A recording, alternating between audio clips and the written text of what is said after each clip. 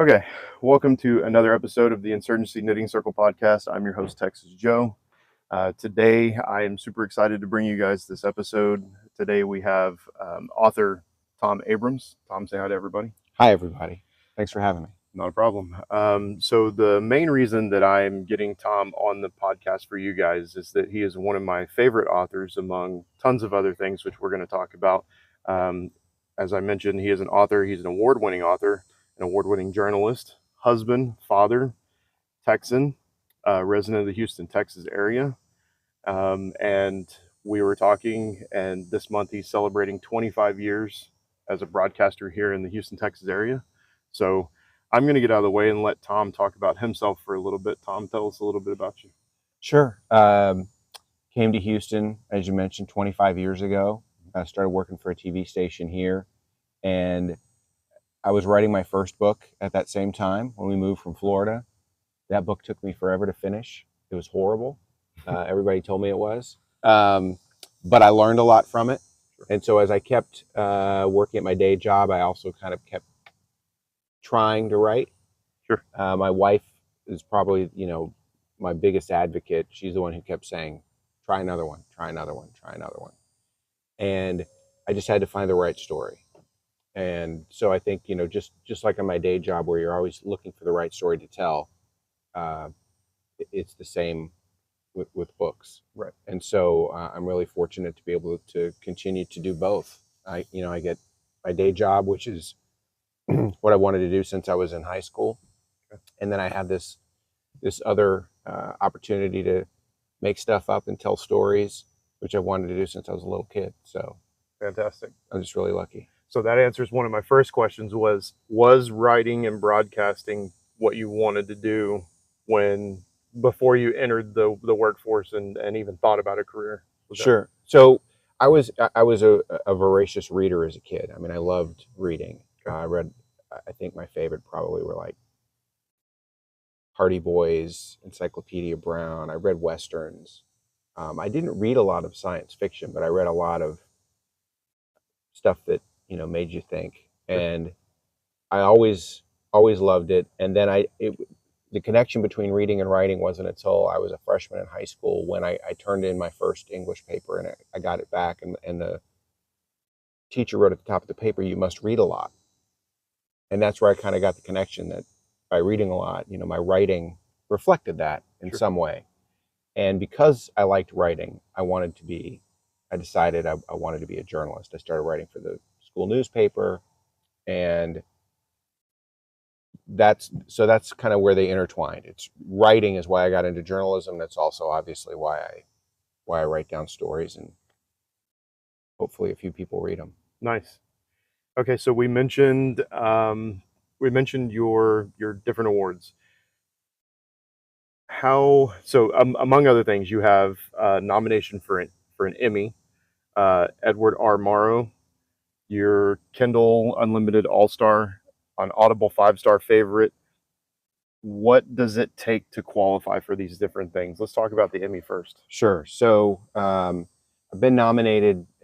I joke I was kind of the Susan Lucci of regional Emmys because I was nominated so many times before I finally won one. And essentially, you pick a piece of work that you think, stands above everything else you've done and might be award worthy, and you submit it, and then a panel of your peers in some other part of the country who are not supposed to know who you are, judge it, and then based on the score, you either are nominated or you win. Okay. Edward R. Murrow is similar process, but it's chosen by news directors. So instead of other reporters or photographers or assignment editors or producers choosing the winner, these are chosen by people who lead newsrooms around the country. And there are fewer of them given out. They're a little harder to win than an Emmy, even though they're probably less recognizable. Sure. So I was lucky in a couple of cases to win those. As far as a Kindle Unlimited All-Star, those started, I think, for those of you who read on Amazon and you know about Kindle Unlimited, it's where you can read, it's a subscription service where you can read as many books as you want for one monthly price. And as authors, we get paid per page that you read. So if you read one page, we get it's about half a cent, maybe a little less than half a cent. Okay. And so if you are among the top selling, like if you have, they count page reads. So I know how many page reads I have for each book every month, every day. And if you reach a certain threshold and you're in the top whatever percent, then they consider you an all-star for that month, either for one book or for a collection of your books, and they give you a small bonus. Well, for me, it's a small bonus. For some people, it can be a very large bonus. Correct. And then as far as Audible 5-star favorite, I don't know how that happened. Okay. It just was on their website one day, and I guess they picked the book because they liked it, and it was Spaceman. They liked it, and they had a bunch of quotes from people who'd given it 5 stars. So I'm in the middle of A Dark World, which is the series. Right now. I'm actually in the last book of that series. So, and nice. When I tease this to the private Discord server of the people who have, like, this piece of equipment, somebody's bought me this, so that was their lifetime membership. So the people who support the show and pay, I teased that I was going to interview you on the Discord server, and half a dozen people got the book on Kindle or downloaded it on Audible and started listening to it, and they're like, "Man, this is really good." I'm like, "Yeah, Awesome. He's one of my favorite authors." Oh, well, thanks. I really appreciate that. So, all right. So, out of the Emmy, the Edward R. Murrow, which one are you most proud of? Good question. There's a Murrow that I got for covering emergency room staffing shortages after Hurricane Ike. Okay. There was only one level 1 trauma center in our region, and that caused a lot of problems. And we spent a night in the emergency room. We flew on life flight. What was that, Ben Taub? It was at Memorial Hermann. Okay. And so right next door. And we had incredible access. The story turned out really well. And that won a Murrow in a competitive category. And so I think that story probably stands out to me as being the one I'm most proud of. Okay. Let's talk a little bit more about your journalism and broadcasting. What's one of your most memorable pieces of journalism? Is it the one you just talked about, or do you have a different one? That's one of them, like a single piece of journalism. I think as far as covering larger events, for me, 9/11 probably stands out. We drove to Washington, D.C., and the Pentagon was still smoldering when we got there, and I was gone for a couple of weeks.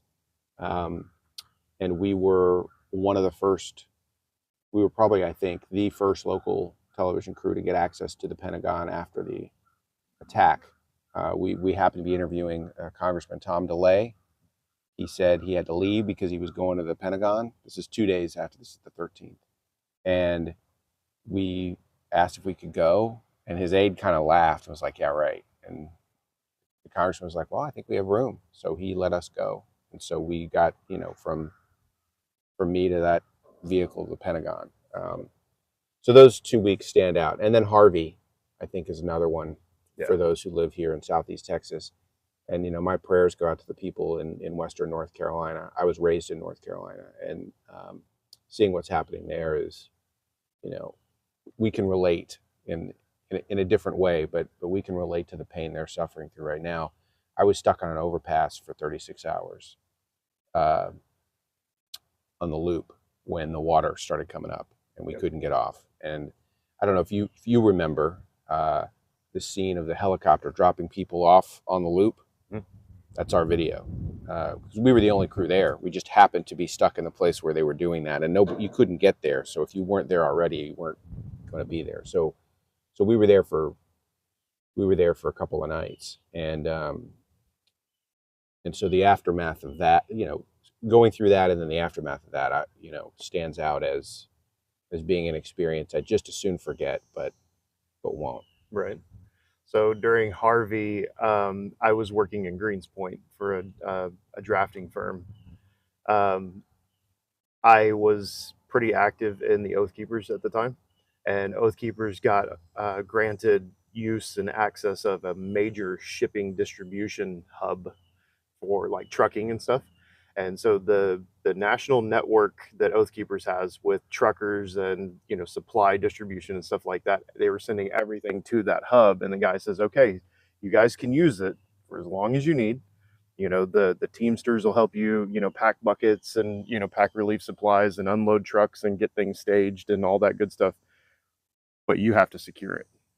So that was one of my jobs, was humping around 60 pounds of plate armor and, a duty belt and a rifle on a sling and working security on the distribution hub, to make sure the supplies not, we weren't trying necessarily to keep people out. We were just trying to make sure that things were distributed without a whole lot of hubbub and ruckus, Right. because when people get desperate, crazy, Desperate crazy people do situation. desperate things. Exactly. So, yeah, it was crazy. And then it was like, I basically took off of my full-time job, was like 2 weeks. And if I wasn't helping with relief efforts with Oath Keepers, I was going around and surveying damage for Montgomery County Search and Rescue. So we were going into some of the hardest hit areas here in Montgomery County.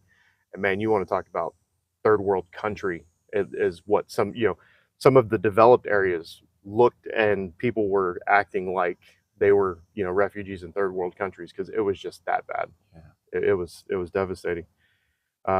Okay, let's get back on track. As a journalist, who has been most influential for you in your career? As a journalist, that's a really good question. And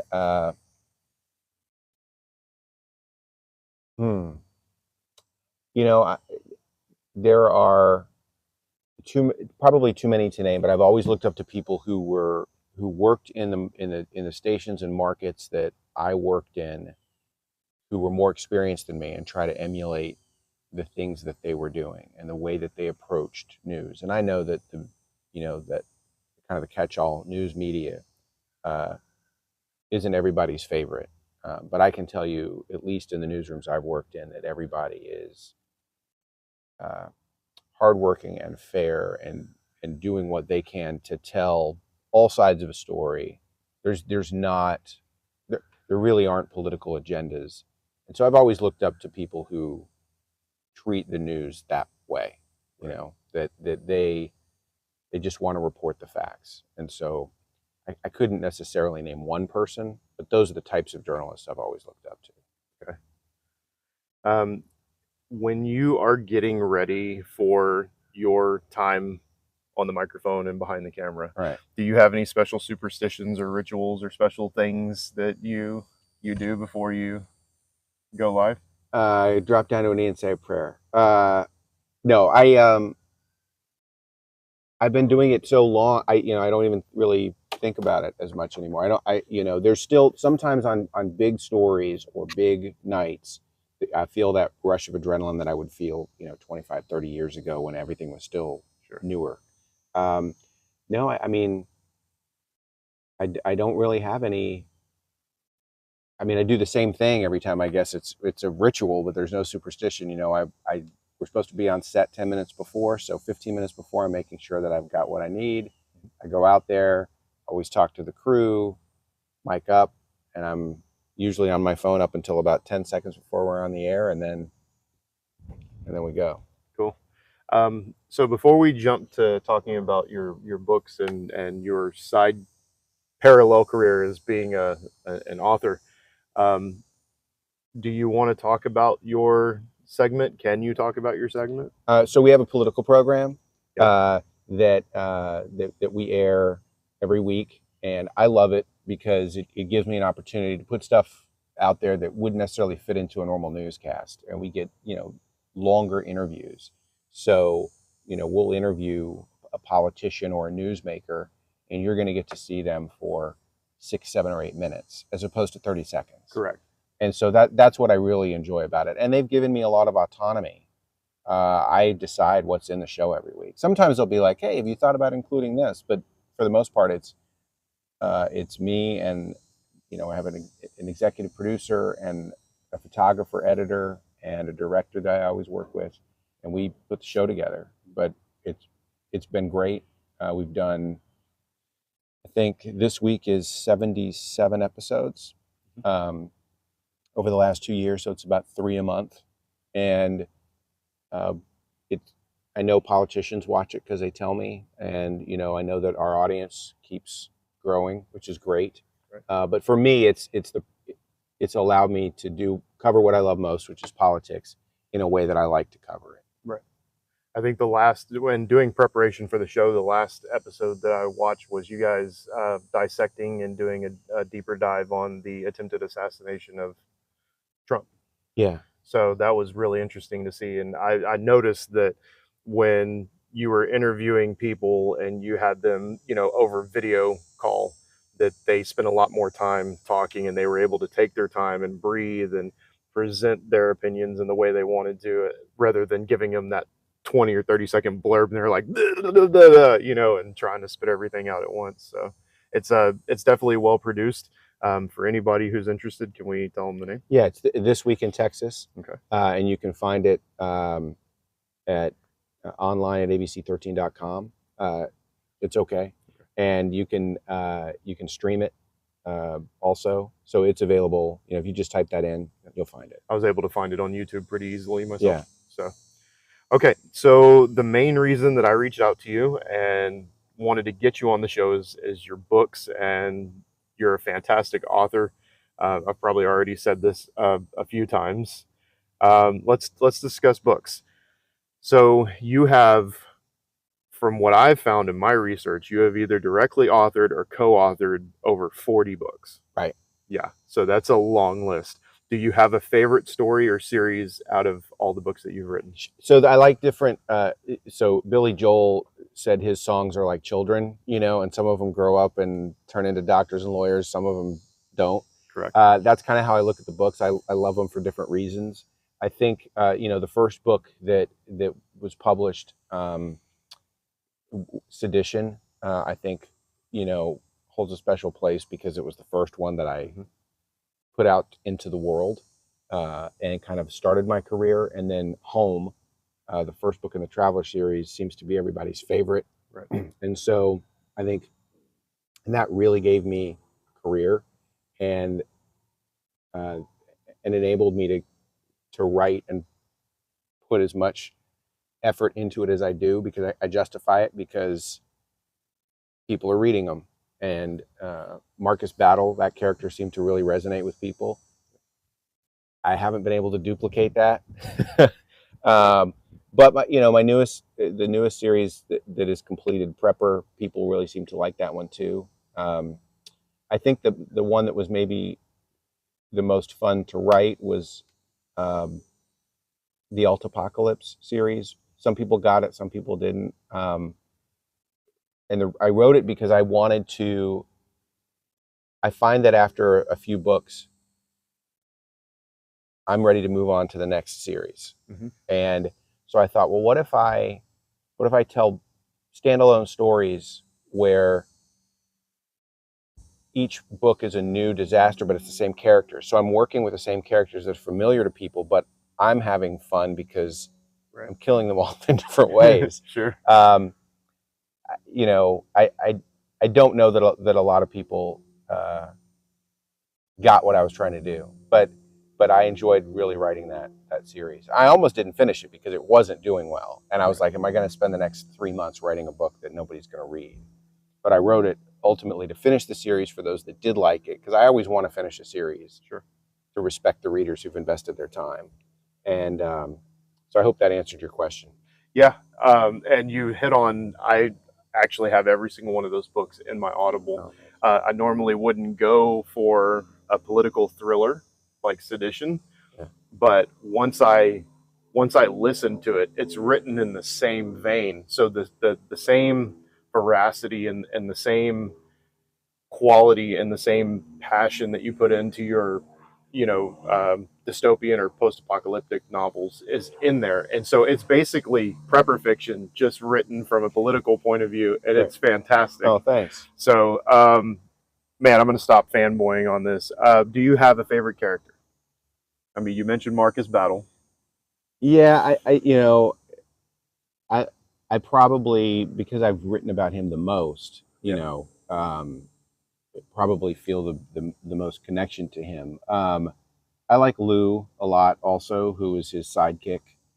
Um, and I mean, you know, and I also like writing the bad guys. Right. Also, I like writing the bad guys. So, you know, name an antagonist in any of the stories, and I enjoyed writing them. Right. Um, but I would say Marcus Battle has to be Okay. my favorite character. So I like the dynamic between Battle and I forget the name of the character, but um, the guy that he saved in Afghanistan ends up coming Right. back in the book way Yes. later in a later part of the series. Yeah. So yeah, man, it's just the the character development is impressive. Thank Like you. I I want to write. I have stories, and which is kind You of should why do it. I wanted to get you on. But like I just going back and doing the character development and like I just see like these when I imagine in my head a writer's process, I imagine like walls and like you have a profile for this person and you have a profile for this person. It's like their name and their their traits and their hobbies and stuff like that and like all this complex everything. Is it super complex like that or no? So some authors do that. I know some authors have whiteboards. Some authors use a program called Scrivener, which allows you to keep like character profiles. You can even have like a sketch of the character if you Sure. want, you know, and it has everything about them. I don't do that. I actually have like just I have notes Mm-hmm. that I type up, and it's a list of characters and very basic traits. Um, and sometimes I'll have to go back and remind myself about that character, like, okay, do they wear glasses or not, or do they, you know, what color is their hair? But most of the time, I try to keep the descriptions of the characters a little vague because I want the reader to picture who they want to picture. Like Sure. I try not to be too specific. Um, but as far as the way I work, I'm sort of I have some notes, but a lot of it is by the seat of my pants. So I kind of know where a story is going. I know beginning, middle, end, and then it slowly begins to fill in.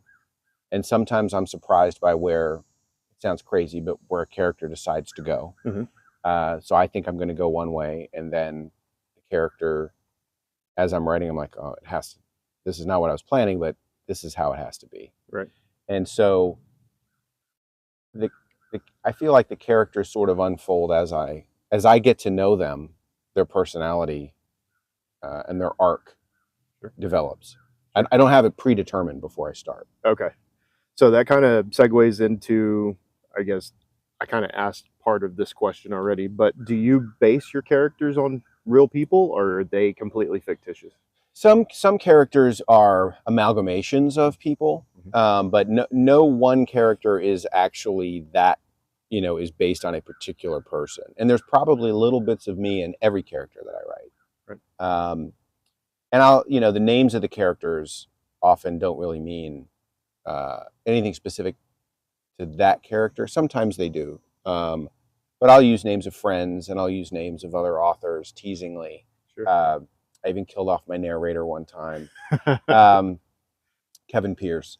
And, but yeah, you know, that's just sort of how I approach it. Okay. So a lot of what you write about has to do with preparedness, self-sufficiency, stuff like that. You work a lot of hacks, a lot of subtle tips, planning, tactic, strategy. How much of your own preparedness is reflected in the stories that you write? I wish I were as prepared as some of these. I wish I had, you know, access to my own personal natural gas line like Marcus Right. Battle does.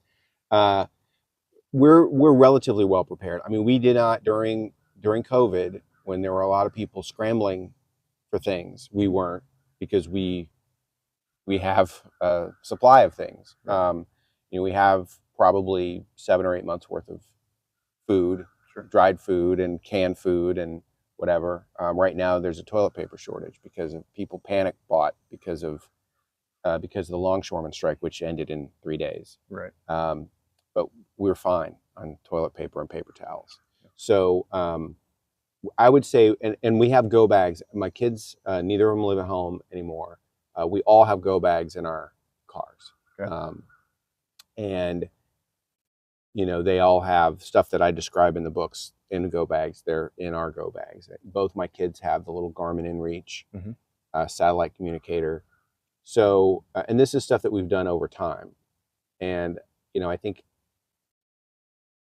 I wouldn't say I'm more like in the prepper series, I'm probably more like the suburban prepper family than I am like G-Man in out in the middle of nowhere. Right. I'm going to be really embarrassed if this table breaks while we're sitting here. We're okay. Okay. I shouldn't have had breakfast. Sorry about that. No, you're fine. When you're writing, where do you, who, what, where, when, what do you draw inspiration from? Good question. So a lot of it just comes from my mind. A lot of it's from stuff I read, and I'll read something and I'll think, well, what about this? Or what if this happened? Or what if I incorporated this? Because as much as I'm trying to entertain readers, I'm trying to entertain myself. Sure. Because I have to be motivated to keep writing the story. It's a very solitary profession. Absolutely. And so sometimes it'll be a news article I read. Sometimes it'll be something else I've read, and I sort of just put my own twist on it and change things up. There are a lot of references to other literature just as backdrops in all of my books. But a lot of it is just, okay, well, here's what people want to read about. How can I make it a little bit different? And sometimes I succeed, sometimes I don't in making it different enough. Like I want the themes to be familiar enough that people want to read it, but that it's different enough that it doesn't bore them. Sure. People who like to read post-apocalyptic or prepper fiction, survivalist fiction, they're voracious readers. I mean, they want the same story over and over again, but they want it told in different ways. They want to glean information from it. And as an editor of mine once told me, and I think I wrote this in the foreword of maybe it was in the Alt Apocalypse, I said, people really like reading about the end of the world. She says, no, they like reading about surviving the end of the world. And so I think people put themselves, what would I do? They're asking themselves, I don't know if you do this when you read, but as you're reading it, what would I do in this situation? If I found myself without power, without access to water or food or communication, what would I do? How would I react? And so I think that's in part why, and I think people are always afraid about the end of the world too. Sure. It's biblical. And so to constantly read about different ways that it might happen and how people might react is what keeps them coming back for more. Sure. So you mentioned that you Easter egg in authors and different pieces of work. Who are some of your favorite authors? So George Orwell. In fact, my new series first book comes out at the end of next month. The subtitles for each of the 3 books is a phrase from 1984. Okay. War is peace, ignorance is strength, freedom is slavery. And so the idea is that it immediately puts you in the mindset of where you are in this book, that you're sort of in this dystopian setting. Sure. And so George Orwell, I like Michael Crichton a lot. I read a lot of his books, so I like sort of the action adventure aspect of his books. That they're set in reality, but they're a little bit fantastic. And so I take that approach to my books, even though mine aren't about science. There's this sort of, they're set in reality, but it's a little bit ridiculous. It's a little bit dime store novel or comic bookish. I read a lot of Michael Connelly. Even though that's not my genre, I read a lot of his. In fact, I think I've read all of his books, all of his fiction. So those are probably the big authors, and then author friends of mine that whose work I admire: Stephen Conkley, Nicholas Smith, Franklin Horton. Those are big names in the genre right now. They are. Yeah, they are. Okay. Let's talk classics. Can you give us a couple of books that never get old, no matter how many times you read them? Animal Farm. I Nice. mean, I can't even tell you how many times I've read that book. Right. 1984 I've read several times, again going back to George Orwell. Um, those are two that I've read. Right now I'm reading The Godfather by Mario Puzo. I'm almost done with it, and trying to think of some other classic. Well, The Road by Cormac McCarthy. Absolutely. Um, of Mice and Men by John Steinbeck. Um, those are probably, uh, ones that I would go to again and again. Right.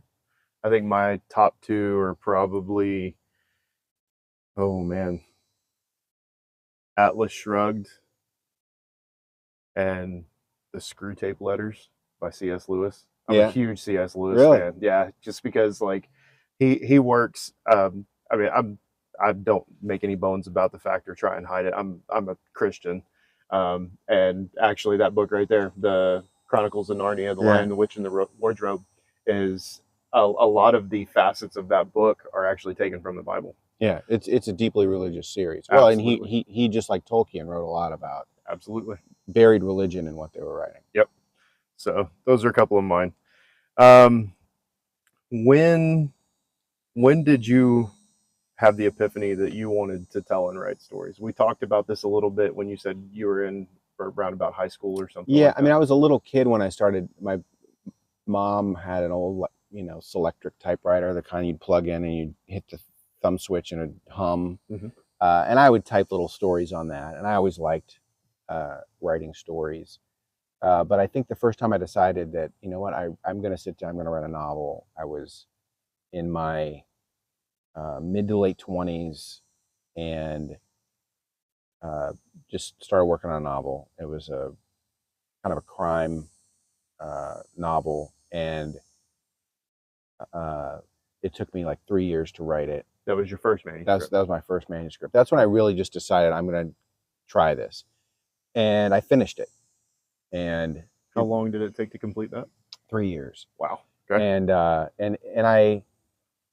sent it off to different places, and I got good feedback about my writing, but not the story. But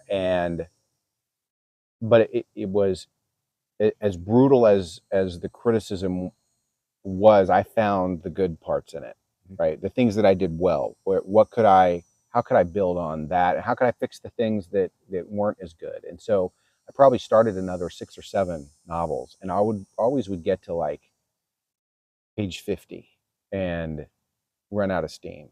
And so finally, and my wife kept saying, you gotta, find the right story, find the right story. And Sedition is actually based on, we were watching The Tudors, if you remember that series of shows based on Henry VIII. And so after every episode, we would go back and we would like scour the internet to find how much of what was in that episode was true or not, how much was made up. And I found this thing called the Cato Street Conspiracy. For some reason, I somehow went down this rabbit hole. And the whole book's edition is essentially a modern day retelling of the Cato Street Conspiracy that happened. After the American Revolution, there was this plot in England to overthrow the government that failed. And after the death of King George. And so that was the story.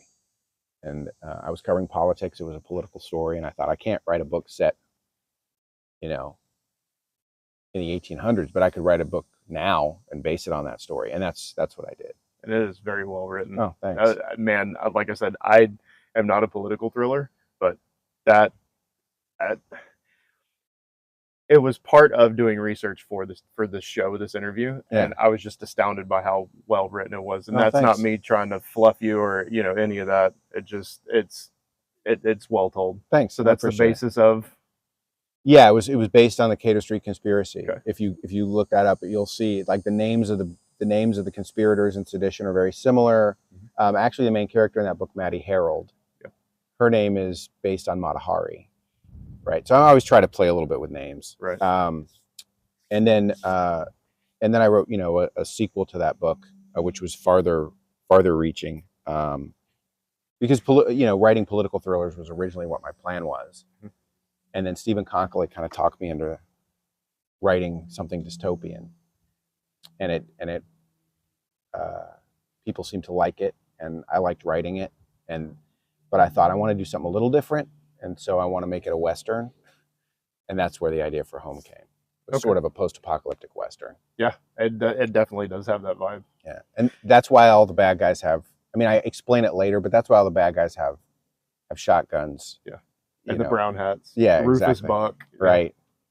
Okay, so let's talk about the publish. You said you talked about your editors and stuff like that. Has the timeline since when you first started with going through the editing process and picking your narrator and taking an idea from start to finish, surely that has shortened because of how many times you've gone through that process. Now I'm on. It's like a conveyor belt now. Okay. I mean, I don't mean to diminish the process by saying that, but you're right. I mean, I went from 3 years to like a year to 9 months. Now it's pretty consistently 3 months. Do you consistently use the same editor? Yes, I have a couple of editors. Or do you consistently use the same team to produce? Yeah, I have the same team. Okay. I have a cover artist who's in Bulgaria. Okay. I have one editor I use for the vast majority of my books who's in DC. Well, she was in DC. She's in Pennsylvania. I have another editor she recently moved. So I forget exactly where she is right now. Then I have a proofer who's in Canada. And then I have a formatter who's in England. And then the producer of the audiobooks, and this is for my self-published stuff, producer of the audiobooks is in Florida, and the narrator. And then for the stuff that's traditionally published, I have translations in Germany. They handle all that. So I've seen these on Audible. Yeah, where they're translated. Yeah, and that's a company called Lucifer Verlag, and they have a lot of my books, and they handle everything. Like once I send them the manuscript in English, and then they handle everything else. So they have their own translators, editors, team, and they do a fantastic job. And then I've worked with Blackstone, and I've worked with Audible, and initially, years before I had traditionally published books, was with Post Hill Press. They had their team. So I have my team that I use for most of my books, but there are some stories that other people handle. I just do the writing, and other people handle that stuff. Okay. So you mentioned narrator, and you mentioned Kevin Pierce earlier. So I think of Kevin Pierce in the sense that when people think of the voice of God and they imagine Morgan Freeman, right? Yeah. For me, the voice of the apocalypse is Kevin Pierce. Yes. How did you manage to land Kevin Pierce? What was the wait time like for that? Like what does it take to get Kevin Pierce to read your work? Kevin and I have actually told this story before, I think, on a podcast years ago. So Home hit. I published it, had no expectations for how it might do, but it just took off. And I found out from someone else that Amazon started putting it on the covers of Kindles. When people would turn on their Kindles, it was just there, and they would buy it. Yes. And I had nothing to do with that, but the book exploded. And as a result, I started getting all these emails from people wanting to make it an audiobook. And I had publishers, we'll give you it in advance, we'll do this, but I wanted to maintain control of it. And I had several people reach out to me saying, hey, I'd be interested in narrating this. Kevin Pierce was among the first of those. And he said, hey, he made his pitch, and he's like, he goes, I'll read a chapter and send it to you. And there were like 2 or 3 people who did that. But in my head, when I heard Kevin's voice for Home, like, to me, okay, that's it. And at the time, the only other book that I know that he had done, and he may have done others, was Borrowed World by Franklin Horton. And I knew Franklin through someone else, And so I reached out to Franklin and said, hey, what do you think of Kevin Pierce? He's like, oh, he's great. And so Kevin and I reached a deal, and the rest is history. And so he reached out to me, and I loved his voice for the book. And why try to fix what's broke or what's not broke? So we, he's on board for the next series. In fact, I just sent him the manuscript yesterday for book 1 of the next series. And so yeah, so I mean, there are some books he hasn't done, those that are traditionally published, but for the most part, yeah, he's the guy. So that's how. And then it was subsequent to that, and not because of Home, but I mean, he purposely targeted that genre and made an effort to be sort of the guy to go to in that genre. Oh, he's the gold standard. And so I don't know whether he reached out to people or they reached out to him. I know I put him in touch with Chad Rudolph, C.A. Rudolph, who wrote a series that was really successful. But now he's sort of the guy to go to in that genre. Yeah, I mean the first thing that I heard from him was by Mark Goodwin. Yes, and then I went. So Mark Goodwin was the American Reset or American Meltdown. Yeah. So the 3-book series he did on that, and then I found 299 Days by Glenn Tate, which was fantastically written. I think it's 12 or 14 books in the series, and it just I went off the deep end, man. Because like my favorite stuff was like, Hatchet, stuff where like wilderness survival and stuff like that, or Dies the Fire, which is like set in the 90s in the Pacific Northwest, and it's kind of the story arc is essentially post-apocalyptic or survival, but it's where everything just basically goes back to the Middle Ages. Yeah. So but when I got into the dystopian and post-apocalyptic, I was hooked. I'm done at that point. Is there anything else you want to cover with regards to your author and your books and stuff? No, I mean, I'm just very thankful to have an audience. I mean, it's hard. I think sometimes I lose perspective of just how fortunate I am. There are a lot of people out there who write stories far better than what I write, and they don't find an audience. And I was lucky to find an audience, and I'm grateful that every time I hit publish, that there are people ready and willing to, devour it and message me and tell me what they think. And, readers like you reaching out and wanting to talk to me is fantastic. I mean, I love it. And I respond to every email I get. Sometimes readers will tell me they don't like what I did. Like, I know I got sort of a somewhat chilly reception to the end of Prepper 5, because there's not a total resolution. Some of the storylines are resolved, some are not, and they continue in this new series. But I mean, I heard from some people, they're like, I felt like you promised an ending and didn't deliver, and that's fair. People get upset, man, especially when they expect something. They do, and what that does actually is only reinforces the fact that I must be doing something right. Absolutely. People are so upset that this thing that I've created in my head didn't turn out the way they wanted it to, then I've done something right, because they're invested. But I do, I take reader criticism in mind too. I mean, there have been. Let me go get that. We're good. Okay. I mean, there have been times when I'll get criticism about something, the way that I've told a particular part of a story, and the next time I'm faced with that, I'll write it differently. Sometimes I'll get ridiculous criticism, and then I'll troll that person in the next book. I love it. I've done that too. So, so one last question for me on the subject. I mentioned that I have a couple of ideas floating around in my head. I have something that kind of resembles the Tuttle Twins books. So it's self-reliance and preparedness and stuff, but it's geared towards children. Yeah. Just to kind of get them in the mindset, kind of get them like, not what they teach them in school. So any advice for somebody who wants to be a writer but isn't? Consistency. Okay. Right? Write every day. Okay. Even if it's a sentence, even if it's deleting what you wrote the day before. Do something every day, and it becomes a habit. It's just like working out in the gym, you know. And then if you work on it every day, it becomes habit, and then it becomes natural. And the other thing that I do that helps a lot is when I'm done for the end of the day, I always leave myself a note of where I'm going next. Like, so that when I sit down the next time, I'm not sitting there going, oh, where do I go? There's no writer's block.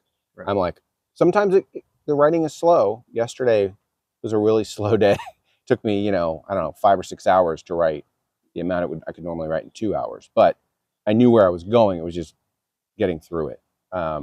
So write yourself a note at the end of every writing shift. This is where I'm going next. And try, if you can, to just do something every day, even if it's just for a few minutes. And the more you do that, the easier it gets.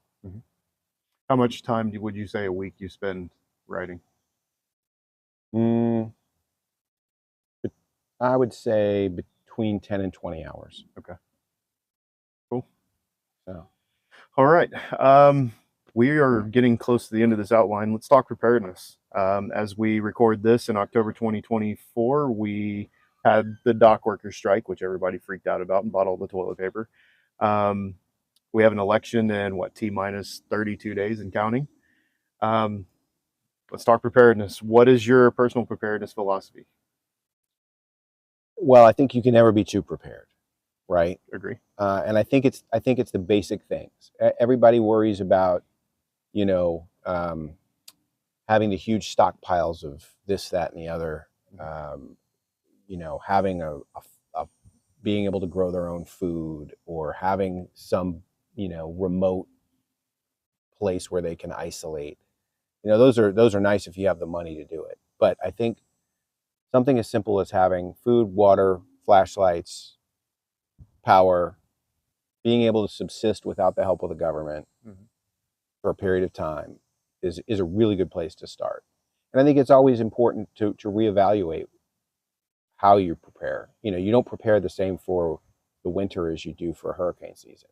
Correct. And so I think it's always a good idea to constantly think about, just like you think about your finances month to month, think about your preparedness month to month. What do I need that I don't have? And what do I have that I don't need? Anybody can do it, I think, with any amount of money. It just may take longer. But think simple first. Think about the things you can afford to do that will keep you and your family from having to rely on others. Because that's the worst, I think, in a crisis, is having to rely on other people. It's, that to me is, I think, the basic thing. The vulnerability of it.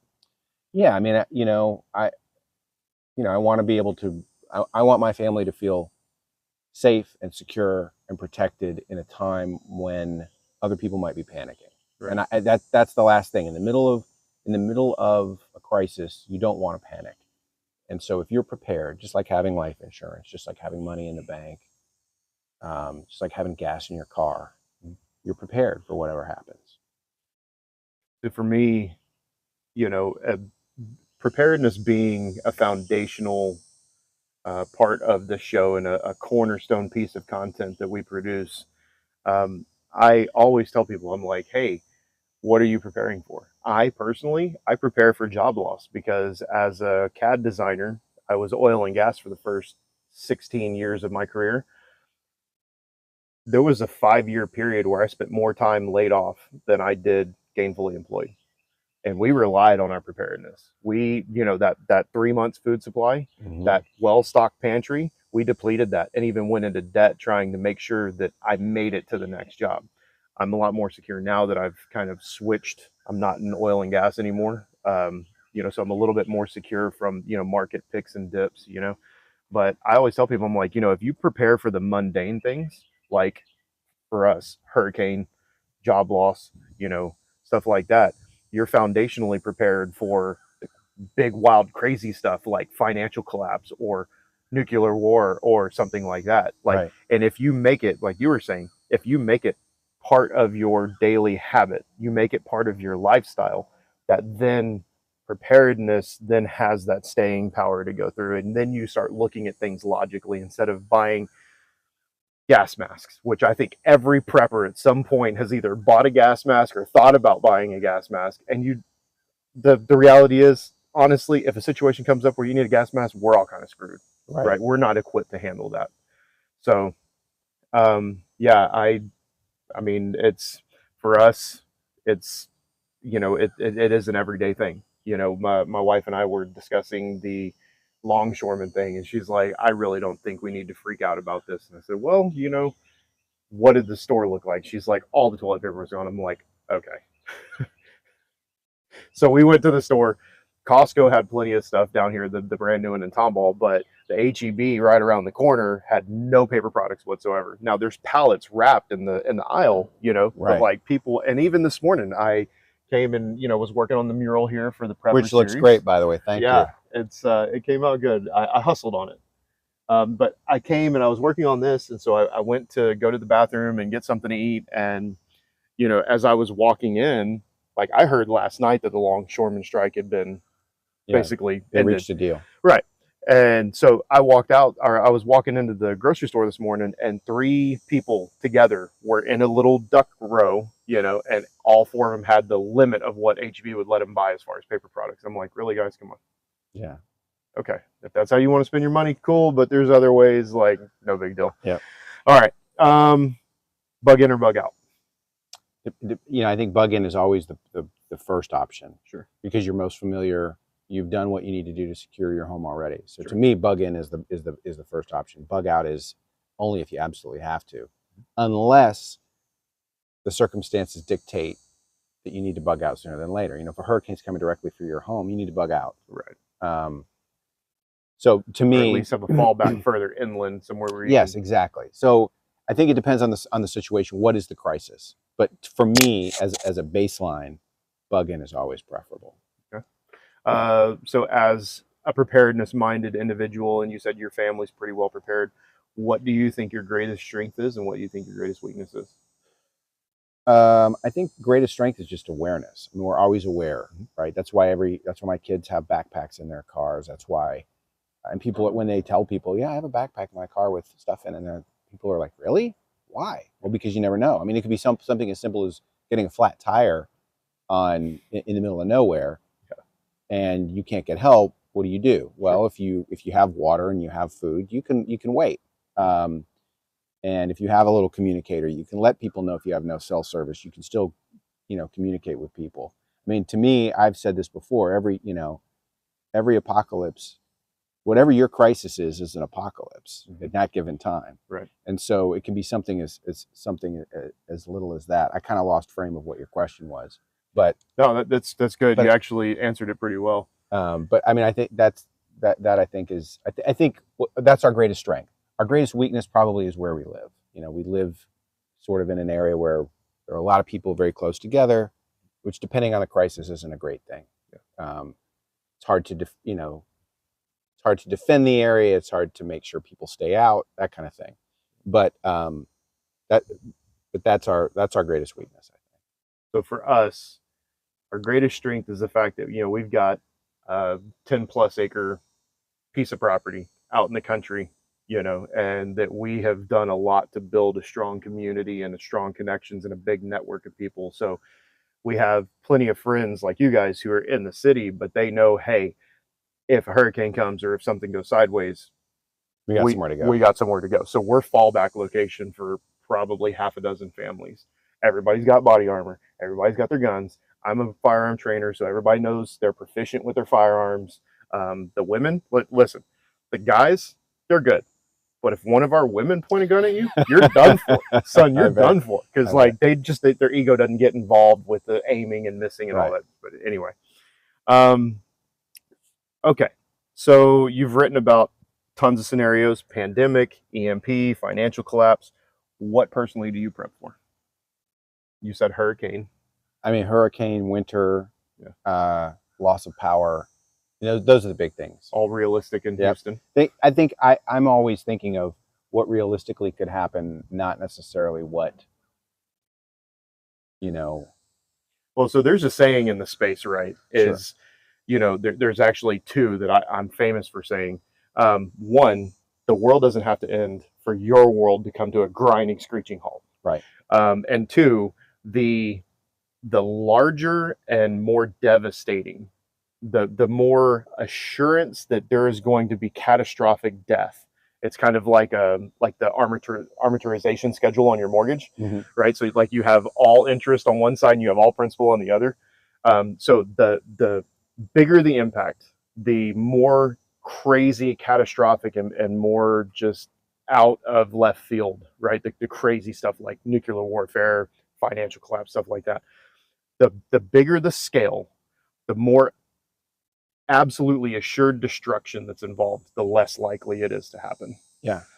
The stuff that is more mundane and everyday as it gets to the bottom of that scale, where its impact and its devastation and everything is smaller, is exponentially more likely to happen. So for me, that's what you prepare loss. for. Exactly. Yeah.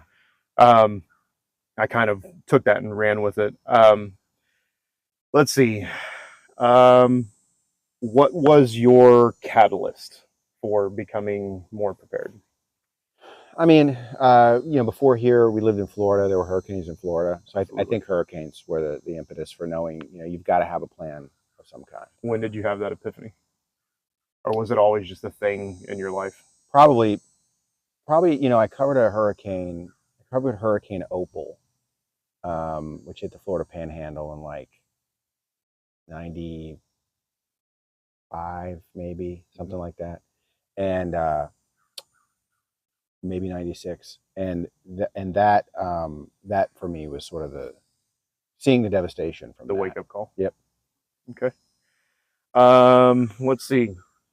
Here's an Achilles heel for most preppers. Spouse. Do you have a ride or die spouse when it comes to preparedness, or reluctant? No, she's absolutely on board. Okay. That makes things real easy. Yeah, no, I mean, she gets it, and she's fine. I mean, she appreciates it. Yeah. Okay.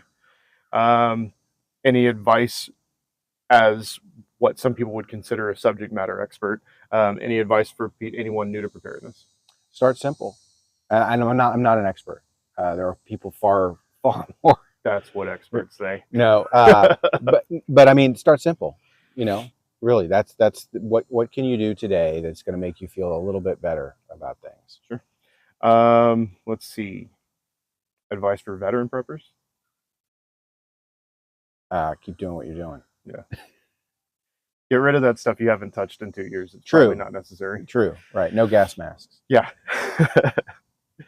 Okay. What are your go-to sources for solid prep advice, information, and info? I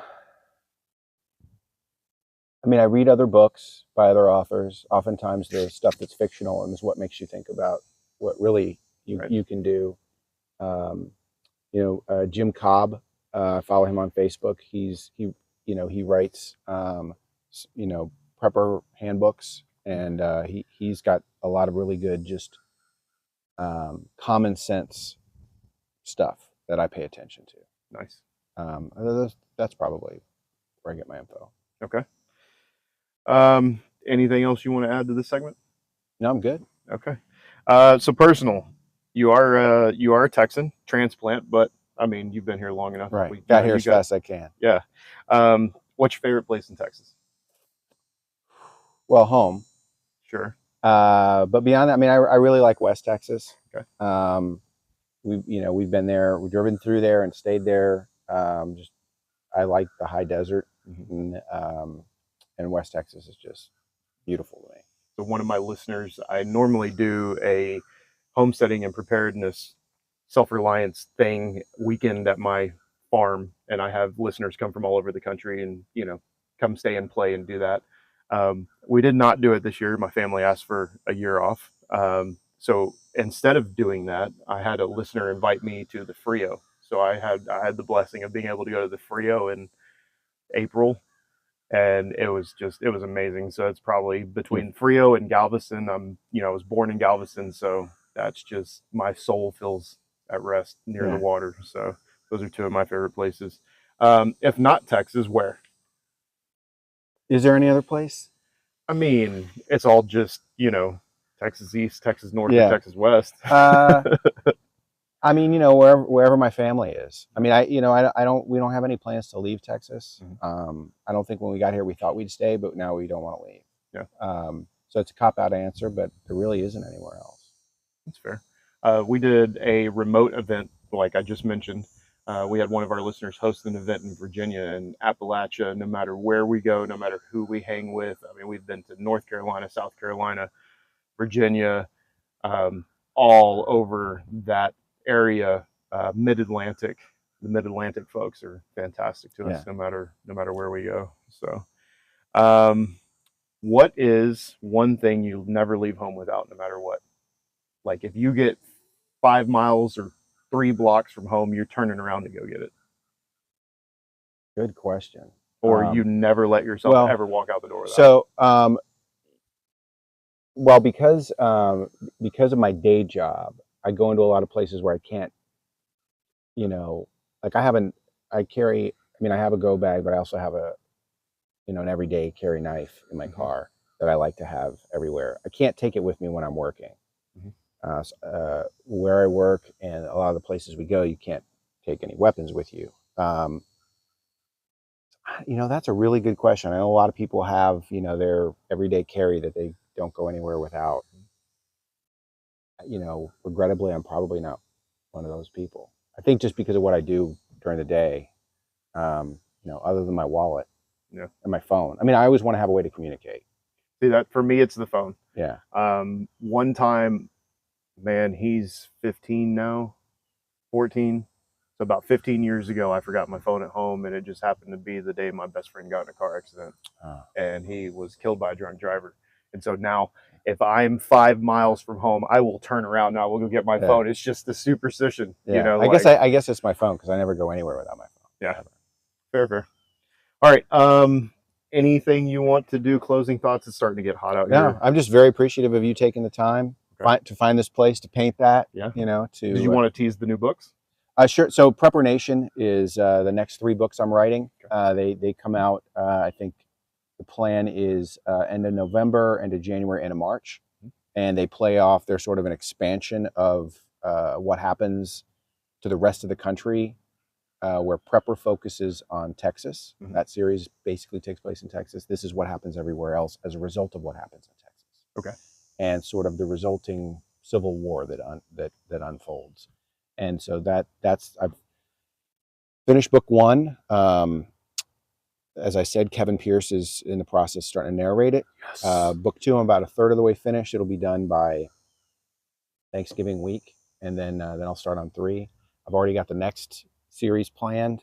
That one is called book 1 is called Desperate People, and that one's a little bit of a different twist. It's about a guy who is a